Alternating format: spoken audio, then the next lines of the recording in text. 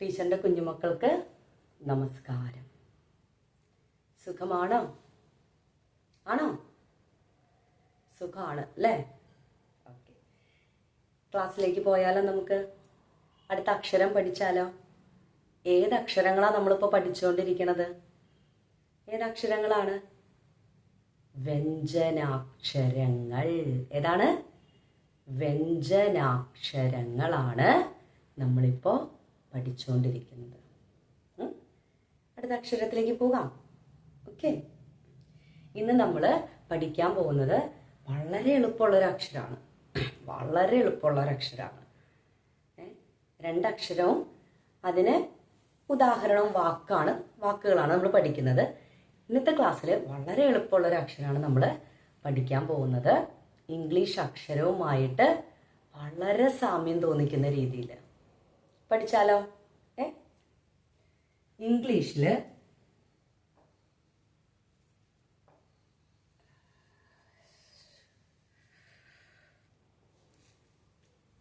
ഇംഗ്ലീഷില് ഇങ്ങനൊരക്ഷരം നിങ്ങൾ കണ്ടിട്ടുണ്ടോ? ഓർക്കുന്നുണ്ടോ? ഇങ്ങനൊരക്ഷരം ഇംഗ്ലീഷിൽ പഠിച്ചത് ഓർക്കുന്നുണ്ടോ? ഇംഗ്ലീഷ് ലെറ്റേഴ്സ് പഠിച്ചപ്പോ ഉണ്ട്. ഏതാണ് ആ അക്ഷരം? ഏത് ലെറ്റർ ആണത്? പറ. എ ബി സി ഡി അതാണോ? പിന്നെ ഏതാ? A B C D E F G H I J K L M N. ഏതാണ്? ഓ അല്ലേ? നമ്മൾ ഇംഗ്ലീഷ് അക്ഷരം ഓയല്ല ഇപ്പൊ പഠിക്കുന്നത്, പക്ഷെ അതുപോലെ മലയാളത്തിൽ ഒരക്ഷരമുണ്ട്. അതാണ് നമ്മൾ പഠിക്കുന്നത്. ഈ അക്ഷരമാണ് മലയാളത്തില് ഇംഗ്ലീഷ് അക്ഷരം ഓ പോലെ ഒരു അക്ഷരമുണ്ട്. അതാണ് എന്ത്? ഠ. ഒന്ന് പറഞ്ഞേ. ഠ ഒന്ന് പറഞ്ഞേ. ഒന്ന് രണ്ട് വട്ടം പറഞ്ഞേ, ആവർത്തിച്ച്. അപ്പോഴാണ് അത് കിട്ടുള്ളൂ. ഠ പറഞ്ഞേ. ഠ ഠ ഠ. കിട്ടിയോ? നമുക്കിനി ഈ അക്ഷരം ഉപയോഗിച്ച് ഒരു വാക്ക് എഴുതിയാലോ? അപ്പോഴാണ് നിങ്ങൾക്കത് കുറച്ചും കൂടെ ക്ലിയർ ആയി വരുള്ളൂ. ഒന്നുകൂടെ എഴുതിയാലോ? ഓക്കെ, ഇത് ഏതക്ഷരാണ്? നമ്മൾ പഠിച്ചിട്ടുള്ളത്? കുറേ തവണ നമ്മൾ പഠിച്ചിട്ടുണ്ടല്ലോ, എഴുതിയിട്ടുണ്ടല്ലോ. ഏതക്ഷരാണ്? പ അല്ലേ? നമ്മൾ ഒരുപാട് തവണ പഠിച്ചിട്ടുണ്ട്. പല വാക്കുകളിൽ നമ്മൾ ഉപയോഗിച്ചിട്ടുണ്ട് അല്ലേ? ചിഹ്നം ചേർത്ത് എഴുതാനും നമ്മൾ ഈ പ പഠിച്ചിട്ടുണ്ട് അല്ലെ? ഉപയോഗിച്ചിട്ടുണ്ട്. അടുത്തത് ഇതെന്താണ്? പ. ഈ ചിഹ്നം ഈ. അപ്പൊ എങ്ങനെ വരും? പ ഈ എന്ന് പറയുമ്പോ പറ. പീ. കണ്ടോ? പീ. ഇനി നമ്മള് ഈ അക്ഷരം നമ്മളിപ്പോ ഇന്ന് ആദ്യമായിട്ട് പഠിച്ച ഈ അക്ഷരം ഏതാണ്? ഈ അക്ഷരം ഏതാണ്? ഠ എന്ന് പറഞ്ഞേ. ഠ. കിട്ടിയോ? അപ്പൊ നമ്മള് ഇവിടെ ഈ അക്ഷരം ചേർക്കുകയാണ്. കണ്ടോ? അപ്പൊ പ ഈ പിന്നെ പി ഠ കൂട്ടി വായിക്കുമ്പോ പീഠ. പി പ ഈ പി ഠ പീഠ. പീഠ.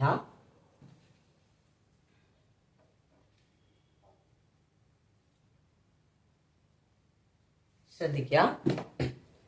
അടുത്തത് ഇവിടെ നമ്മള് ഏത് ചിഹ്നമാണിത്? ഇത് ഏത് ചിഹ്നമാണ്? പറ. ഒരുപാട് തവണ എഴുതിയിട്ടുണ്ടല്ലോ. അനുസ്വാരം. ഏതാണ്? അനുസ്വാരം. കണ്ടോ? അപ്പൊ ഠ എന്നുള്ളത് നമ്മള് വലുതാക്കി എഴുതി, അനുസ്വാരം ചെറുതാക്കി എഴുതി അല്ലെ? അനുസ്വാരം ഇങ്ങനെ തന്നെയല്ലേ എഴുതുക? ഇത് ഠ.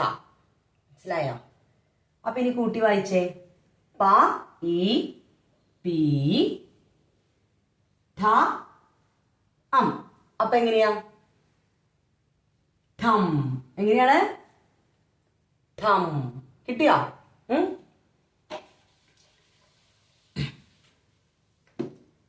അപ്പൊ നോക്കിക്കോ. പ ഈ പി ഠ അം. ഠം.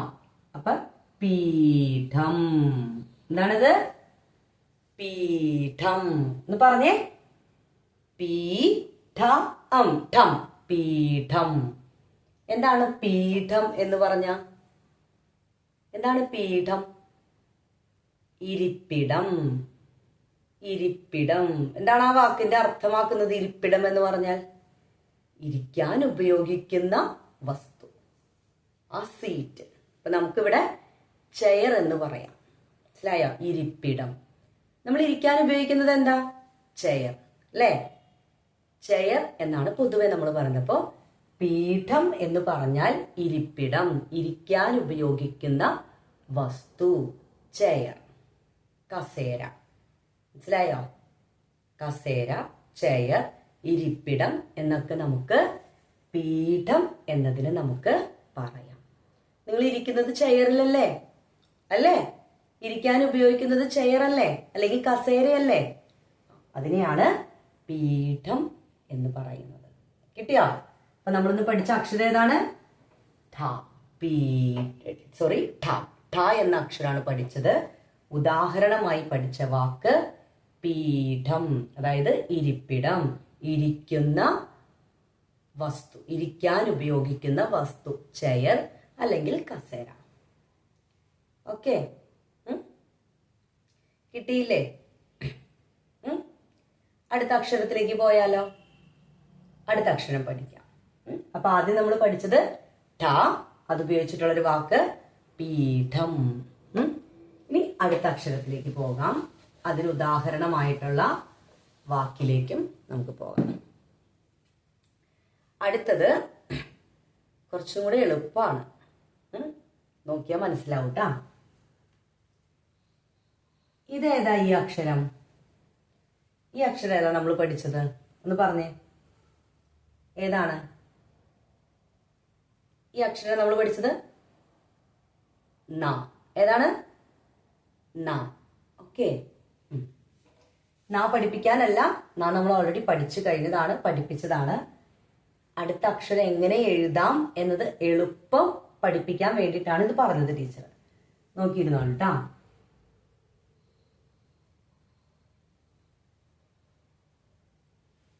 കണ്ടോ? വ്യത്യാസം മനസ്സിലായോ? എളുപ്പമല്ലേ? നോക്കിയേ, കണ്ടോ? നമ്മള് നാ എഴുതുന്ന പോലെ എഴുതിയിട്ട് ഇങ്ങനെ നമ്മൾ വളച്ചെടുത്തു. ഒന്നും കൂടെ എഴുതാൻ ടീച്ചർ. നാ എഴുതുന്ന പോലെ എഴുതി എന്നിട്ട് ഇങ്ങനെ വളച്ചെടുത്തു. ഒന്നും കൂടെ നോക്ക്. നാ എഴുതുന്ന പോലെ എഴുതി ഇങ്ങനെ എടുത്തു. അല്ലേ? നാ ഒരുപാട് പഠിപ്പിച്ചതാണ്, അതിവിടെ വേണ്ട അല്ലേ? അപ്പൊ ഒന്നുകൂടെ നോക്കിയേ. നാ എഴുതുന്ന പോലെ എഴുതി, കൈ എടുക്കാൻ പാടില്ല, നിങ്ങൾക്ക് അറിയാൻ വേണ്ടിയിട്ടാണ്. നാ എഴുതുന്ന പോലെ എഴുതി പിന്നെ ഇങ്ങനെ വളച്ചെടുത്തു. കണ്ടോ? ഈ അക്ഷരാണ് എന്ത്? സ. എന്താണ്? സ. ഒന്ന് പറഞ്ഞേ. സ. പറഞ്ഞേ. സ. പാട്ടുകളൊക്കെ കേൾക്കുമ്പോ കേട്ടിട്ടുണ്ടോ? സാരി ഗാമ പാദ നീ സാ. കേട്ടിട്ടുണ്ടോ? അത് ഏതിലാ തുടങ്ങണേ? സാ രി അല്ലേ? സാ. സാ എന്ന് പറഞ്ഞിട്ടാണ് സംഗീതം തുടങ്ങുന്നത് അല്ലേ? അല്ലെങ്കിൽ ആ പദം, ആ ഒരു ലൈൻ പാടുമ്പോ സ്റ്റാർട്ട് ചെയ്യുന്നത് സാ. ഏതിലാണ്? സാ. എന്ന് പറഞ്ഞേ. സാ. കണ്ടാ? സ. ഇങ്ങനെയാണ് എഴുതുന്നത്. കണ്ടോ? അപ്പോ സാ രി ഗ മ പ ദ നീ സ. ഇത് കേൾക്കുമ്പോ പെട്ടെന്ന് ഓർമ്മ വരണം. ഏതക്ഷരാണ് ആദ്യം വരുന്നത്? സ. അത് ഇങ്ങനെയാണ് എഴുതുന്നത്. ഒരുപാട് തവണ കേട്ടിട്ടുണ്ട് ടീച്ചറെ ഞങ്ങള്, പക്ഷെ എങ്ങനെയാണ് ആ ലെറ്റർ എഴുതുന്നത് ഞങ്ങൾക്ക് അറിയില്ല അല്ലെ. അപ്പൊ നോക്കിയേ, കണ്ടോ, ഇങ്ങനെയാണ് സ എന്ന ലെറ്റർ എഴുതുന്നത്. ഒന്നുകൂടെ എഴുതി കാണിച്ചു തരാം ടീച്ചർ. കണ്ടോ, സ. ഓക്കെ, സ. കിട്ടിയില്ലേ? ഓക്കെ. ഇനി നമുക്ക് ഇതുപയോഗിച്ച് ഒരു വാക്ക് പഠിക്കാം. അപ്പൊ നമ്മളിപ്പോ പഠിച്ച അക്ഷരാണ് സ. നോക്കുക, വാക്കാണ് പഠിക്കാൻ പോകുന്നത്. ഇതേതാ അക്ഷരം? പഠിച്ചതാണല്ലോ. ഏതാക്ഷരം? ര. ഏതാണ്? ര. നമ്മൾ ഇപ്പൊ പഠിച്ച അക്ഷരം ഏതാണ്? സ. അപ്പൊ ര സ അല്ലേ. ഇനി എന്ത് ചെയ്യും ടീച്ചർ?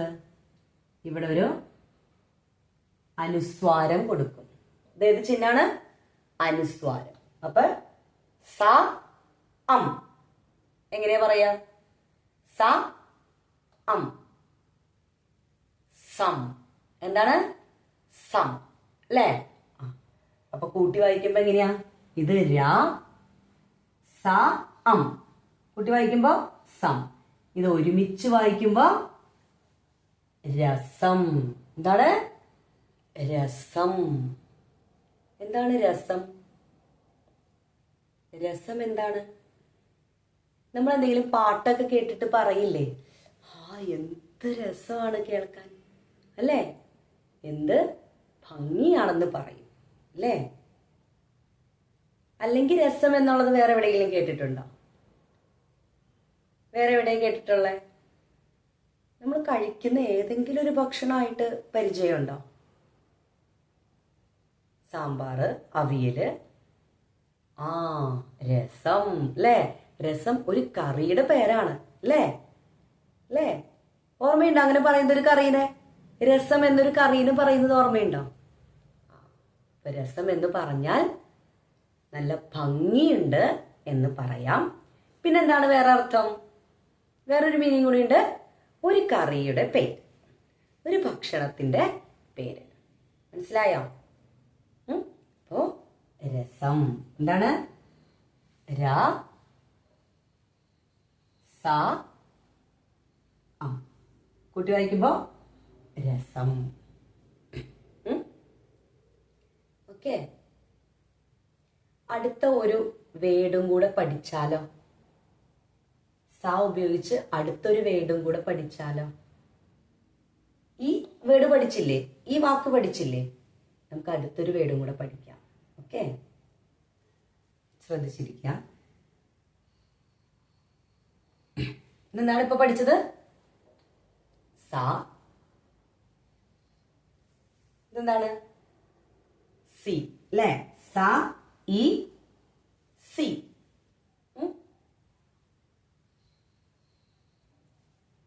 ഇതെന്താണ്? പഠിച്ചതാണല്ലോ. ത. ഇതെന്താ വരും? ത ആ താ. എന്താ? ര. ഓക്കെ, അപ്പൊ സ ഈയുടെ ചിഹ്നം വരുമ്പോ സി. സ ഇ സി. കിട്ടിയാ? സ എഴുതിയിട്ട് ഈയുടെ ചിഹ്നം ഇട്ടു. ടീച്ചർ പറയാറുണ്ട്, ഒരക്ഷരം എഴുതി ശേഷം നമ്മളൊരു ചിഹ്നം എഴുതുമ്പോ ആ സ്വരചിഹ്നത്തിൽ അവസാനിക്കും, ആ ശബ്ദത്തിൽ അവസാനിക്കും. പക്ഷെ ഏതിന്റെ ശബ്ദം കൂടെ വരും?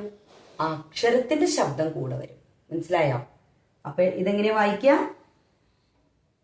സ ഈയുടെ ചിഹ്നം സി. Okay, C. ഇതെന്താണ്? ത ആ. അപ്പൊ ത ര. എന്താണ്? ര. ഇനി ഇതെല്ലാം കൂടെ ഒരുമിച്ച് വായിക്കുമ്പോ സി താര സി താര സിത്താര. എന്താണ്? സിത്താര എന്ന് പറഞ്ഞേ.